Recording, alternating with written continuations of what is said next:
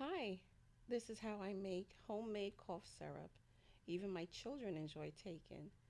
Honey and onion cough syrup help with soothing my dry and sore throat.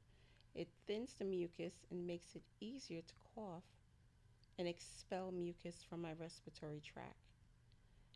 It has antibacterial and antiviral qualities. It is recommended to keep it stored in a refrigerator for up to 2 weeks. Garlic and honey are superfoods. When combined, they make an excellent natural remedy to combat conditions such as colds, flu, and other illnesses. Honey and garlic does not need to be refrigerated.